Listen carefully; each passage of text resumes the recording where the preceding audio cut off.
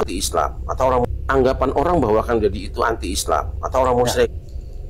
Oke teman-teman semua, assalamualaikum warahmatullahi wabarakatuh. Dimanapun kalian berada, semoga saya selalu viral ya. Inilah sosok di belakang yang mendampingi Kang Deddy Mulyadi, yang mana Kang Deddy bisa seperti ini. Ternyata ada orang ini ya yang mendukung Kang Deddy Mulyadi ya. Dan di sini para ustadz berpendapat tentang Kang Deddy. Kang Deddy apakah gubernur pencitraan ataupun gubernur konten, ataupun hanya cuman gebrakannya itu sesat? Seperti apa jawabannya? Mari kita simak sama ya teman-teman. Itu yang ngomong anti Islam dan orang bilang musyrik Kang Deddy itu agamanya lebih rendah daripada Kang Deddy. Betul Pak, betul. Mereka baru kelas diskusi, baru kelas ribut soal akidah, baru paham fikih, tapi Kang Deddy sudah mewujudkan akhlak, dan akhlak itu adalah puncak agama ya. Sudah sampai pada akhlak gitu loh. Nah, coba lihat pemimpin mana sekarang yang akhlaknya seperti beliau, bisa turun ketemu dengan rakyat kecil, dia betul bertemu dengan nenek-nenek yang usia 100 tahun, dia tuntun, diajak belanja, nggak ada beban apa-apa beliau. Kalau dulu mungkin ketika belum jadi gubernur mungkin orang mengatakan ini pencitraan, sekarang sudah jadi gubernur nggak ada urusan ya. Anggapan orang bahwa Kang Deddy itu anti Islam atau orang musyrik, itu yang ngomong anti Islam dan orang bilang musyrik Kang Deddy itu agamanya lebih rendah daripada Kang Deddy. Boleh dibuktikan. Mereka baru kelas diskusi, baru kelas ribut soal akidah, baru paham fikih, tapi Kang Deddy sudah benar teman-teman ya. Orang yang berbicara ya, ataupun banyak ilmu tetapi ya akhlaknya itu nol, itu sama aja ya teman-teman, lebih rendah ya. Lebih baik ilmu sedikit tapi akhlaknya tuh baik ya teman-teman. Wujudkan akhlak, dan akhlak itu adalah puncak agama ya. Sudah sampai pada akhlak gitu loh. Nah, coba lihat pemimpin mana sekarang yang akhlaknya seperti beliau, bisa turun ketemu dengan rakyat kecil, dia bertemu dengan nenek-nenek yang usia 100 tahun, dia tuntun, diajak belanja, nggak ada beban apa-apa beliau. Kalau dulu mungkin ketika belum jadi gubernur mungkin orang mengatakan ini pencitraan, sekarang sudah jadi gubernur nggak ada urusan ya. Anggapan orang bahwa Kang Deddy itu anti Islam atau orang musyrik. Kalau saya pribadi melihat ini, Ustadz Khalid Basalamah pun ya ikut membela Kang Deddy Mulyadi. Kota gubernur, dia kan diamanahkan tugas.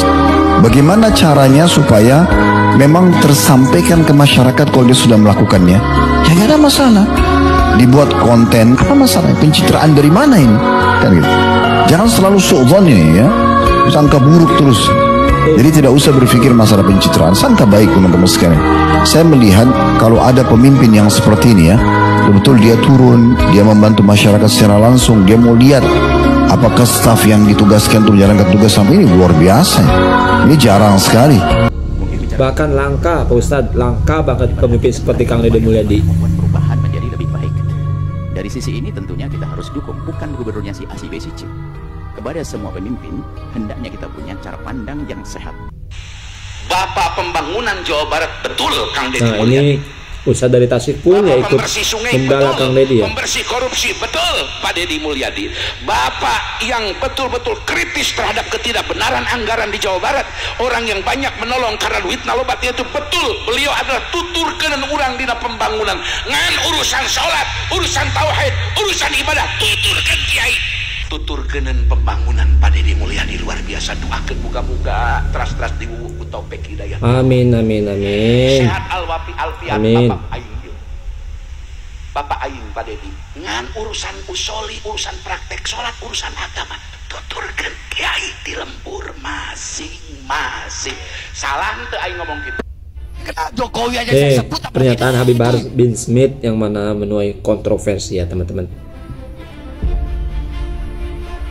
Betul. Saya nggak ada urusan, saya nggak ada urusan.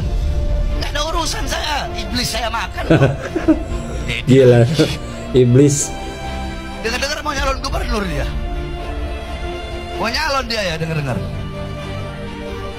Kalau dia sampai jadi gubernur, kemarin Purwakarta jadi kota kemusyrikan, Kalau dia sampai jadi gubernur Jawa Barat, maka Jawa Barat akan dia bikin jadi gila bahasanya. yang penuh dengan kemusyrikan, saudara-saudara. Aduh, udah suzon ya Habib Bahar.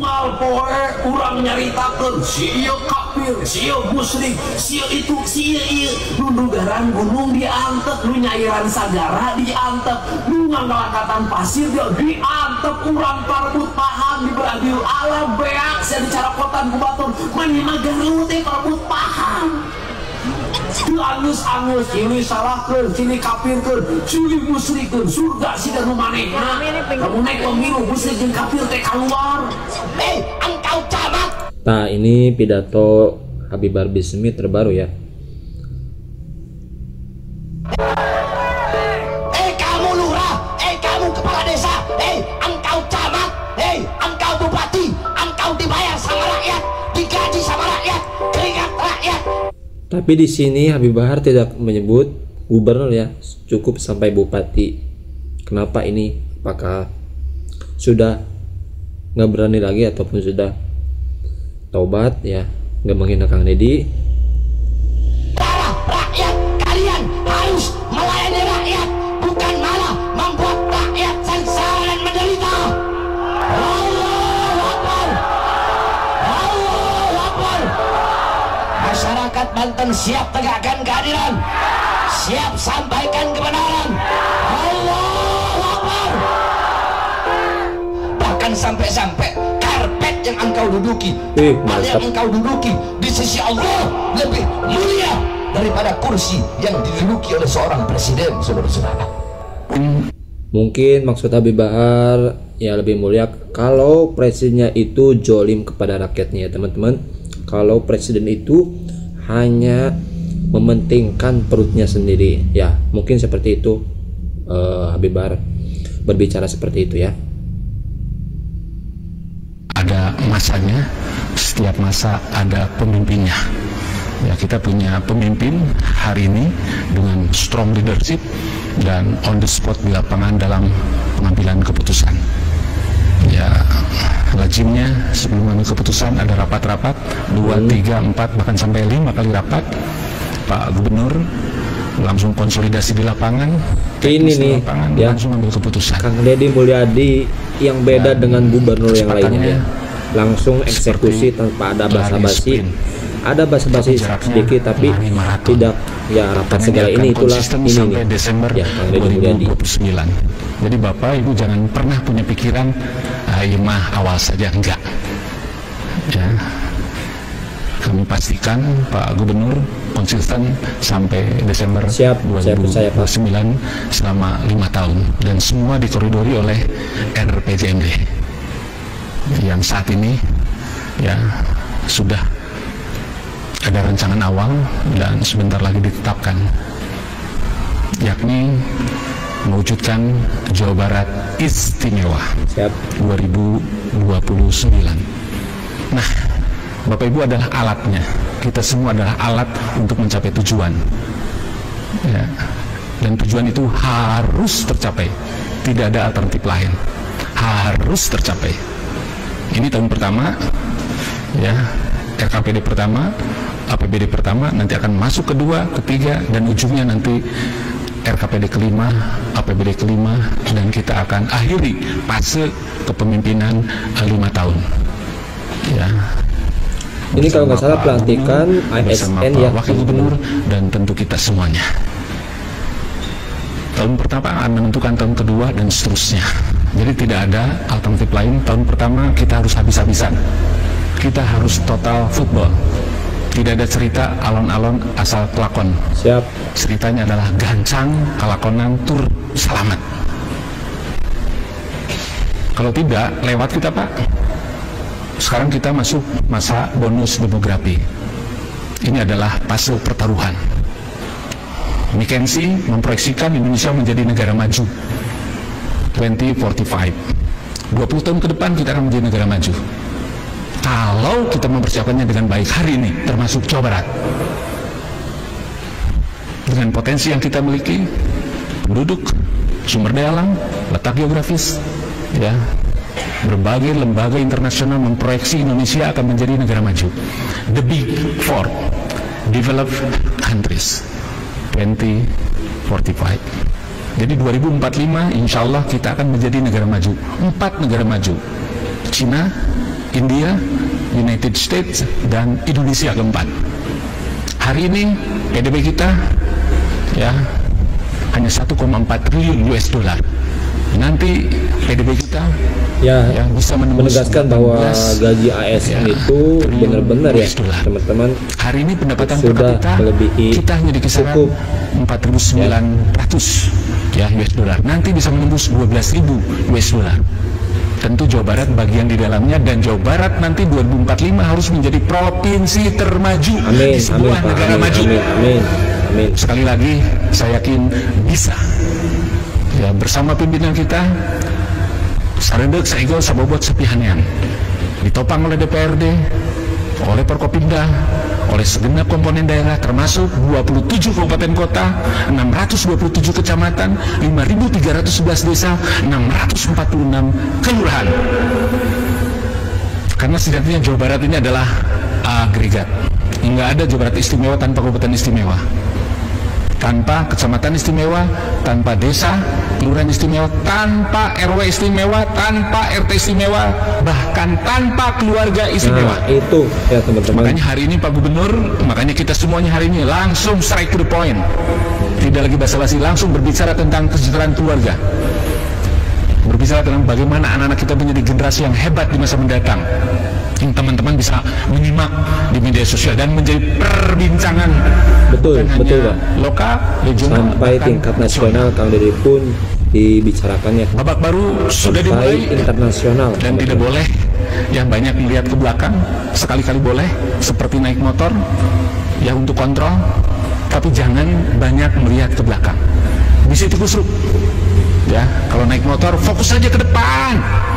Ya. Siap. Sekali-kali lihat spion, sekali-kali. Ya, karena kalau tidak berat. Dan 65 orang ini dilantik bukan sembarangan dilantik, ada konsekuensinya tadi, demi Allah. Kalau udah gini udah ada konsekuensi di dalamnya. Harus ditepati tuh kalau udah janji seperti itu ya. Mantap Pak. Mantap. Nganu sama pahlawan kita. Punten Pak. 10 November 45 Bung Tomo meneriakan merdeka atau mati. Emang ayah itu pahlawan memilih atau merdeka hayang mati sieun? Nggak ada Pak. Memilih merdeka. Ternyata ya faktanya berat. Memilih mati Pak, tapi terhormat, karena itu ada jalan untuk merdeka.